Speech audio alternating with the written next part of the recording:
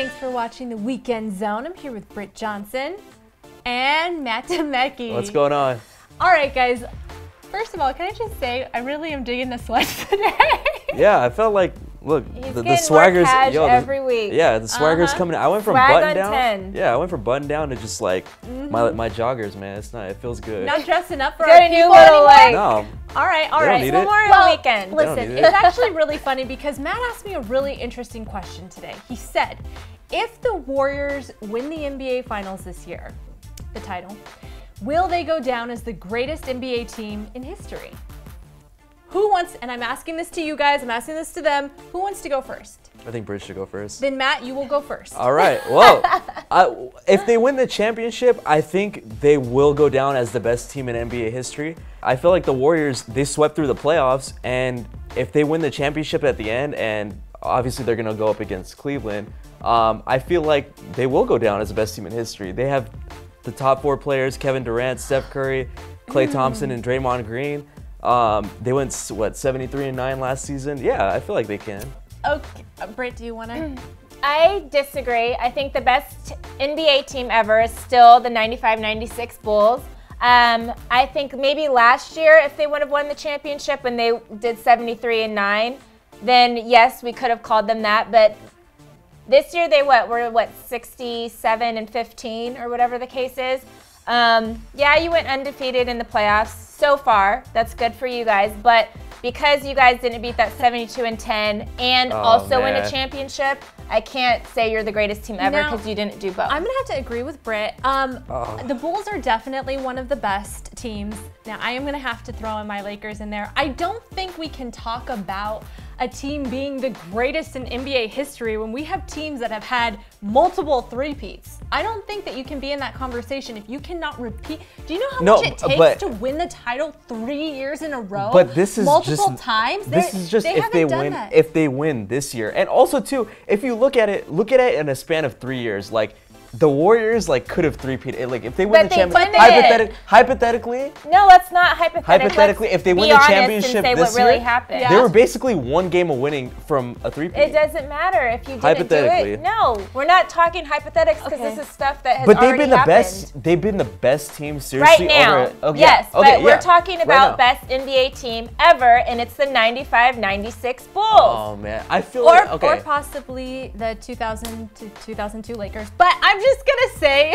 Oh man. I'm just gonna say. Now, I kind of understand what you're saying. Yeah. Like Britt's saying, it didn't happen, but I know what you mean. They were that 1 game away. They have been performing very, very well.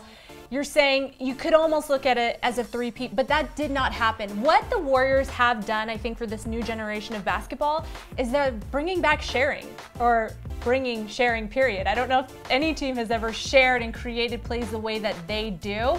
But the best team in NBA history, no, they're not there yet. I think just the way they win is so impressive. And I feel like going through the playoffs and sweeping through the playoffs is more impressive than going, 72-10 during the regular season? 72-10, and also when they went to the playoffs, they only lost 4 games in the whole entire thing. They did sweep one of the series, went to the finals, lost 2 games there. So the first 2 rounds, they only lost 1 game each. Plus, on top of that, going 72-10, plus having players like, Scottie Pippen, Michael Jordan. Steve Kerr was on the bench for that team. John Sally was on the bench for that team. Like, you had the guys that we still talk about to this day, one of them coaching that team. Granted, he's not been in the playoffs, unfortunately, but granted, one of the coaches for the team you're currently talking about. And you can't sit here and deny that season from 72-10 to going on to winning a national championship isn't the greatest NBA season we've ever seen. This is also a wait and see too, because if they sweep in the finals too,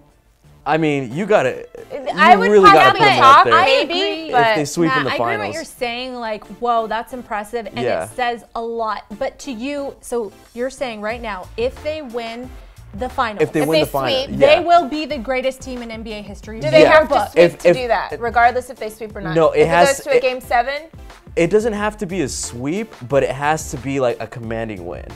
Like it has to be. They have to win. It can't go to a game 7. It can't go 4-3. They can't be down 3-1. They can't be up 3-1. Like Okay, regardless. Regardless, they have but to. if they do sweep, they have to be dominant. That's what I'm saying. A contender. They have to be dominant to win. No, it's not for me. I'm sorry, but I think when we talk about the greatest teams ever, we have to look at those repeats. That means so much to me, I think. And the Bulls, they did it twice in a short amount of time. I still think we should talk about Lakers, but anyway, let's move on. They're in the conversation. Oh, man. She always throws that in there, man. They're more in the conversation. You know what? They're more in the conversation than the Warriors. That's for dang sure. All right, let's move on. One of your guys' favorite guys, LaVar Ball, just came out with a new shirt that says "Stay in your lane." Women can buy it. Men can buy it. It's of course a direct quote of what he said to reporter Christine Leahy, which caused a lot of controversy. Now, what people are saying that this is disrespectful to women, this shirt. Matt, you said something like that. I personally don't think so, but Britt, what do you think on this one? I know I'm not spending $60 on that shirt, first of all. I don't know. I actually don't have too much of an opinion. I mean, stay in your lane is a popular phrase that people say all the time, regardless. So it's not like he made that up himself, but in the way that he said it, I think he's kind of mocking how he treated her and what he said to her in that instance. But it's LaVar Ball, so I expect you to do that. But so many people do that. It's not just him. Exactly. Like, I'm personally not offended by it. I'm not either. Yeah, I mean, I'm not offended by it. Like, a lot of you guys don't like LaVar Ball. I don't mind him, and I think he's pretty smart. And I said he was smart yesterday. That shirt, low key, I'm thinking about buying that shirt. Like, I might go back to my desk right now and buy it. $60. I'll buy it. $60. Matt, so why were you saying earlier you thought it was disrespectful to women? I just think it was like LaVar Ball. No. Stop. I just think it was disrespectful because the way that it came about and the way in that situation is a little disrespectful. It is. He's mocking what he said. But he capitalized on it, and that's why I think he's a genius. A lot of people will say these crazy off the wall things and then they make a shirt saying that. I don't think that's disrespectful. I think the stay in your lane is hilarious. I might buy the shirt for you just as a reminder for you to stay in your lane. You heard that. You guys, stay in your lane can go either honestly, sex, male or female. Let's really quickly talk about this whole thing with Christine Leahy, because I know we did a segment on it and you guys were really upset because you feel like she did get out of her lane by calling him out on being a bad parent, and he was just responding to that. Was she the one in the wrong in this situation? Was his reaction, I think both were wrong, but I just think people also need to, don't go on her show then. She's one of the if you don't like her that much, don't go on her show. Like, don't go on somebody's show and then just completely blatantly say, I'm not gonna talk to you or listen to anything you say and try to prove your point that way. I think you're a grown man. Stop acting like that was a childish move. That was childish, it was stupid. That's her show. She says what she wants to say on her show. You came onto her platform and then started trying to say, I'm not gonna listen to you and you need to say, what do you mean stay in your lane? That's her show. She's a co-host on that show. I don't think he should turn down like media opportunities just because he was like, oh, I don't like that. If you don't like somebody that much, he might like Cowherd. Don't sell your soul then. Like, that's what that's doing. Like, if you don't like somebody that much and you were that offended by something, then don't give them ratings and be on their show. You know what I mean? I just think, like, don't talk bad about somebody and then bring them on the air and then be like offended when they talk to you. Like, you can't, like LaVar, when he was talking to her, she just seemed like so shocked by the whole thing. She's like, whoa, what's going on? But she's the one that was saying comments about him. Like, why wouldn't you respond to that? She's right there. Why don't you respond to her? You know, I think people were freaking out over that. They should have been able to talk, but he was like, I get it if, he's like, hey, I have a problem with you because of this, yada, yada. You guys can, talk about it on air and stuff, that's fine, but to completely ignore her and be like, I'm not going to talk to you, I personally would have been offended.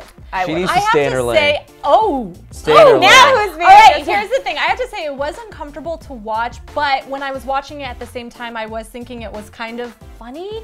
I don't think he really crossed a line of being totally disrespectful. I don't. I think he was being himself, but I mean, everything he does is over the top.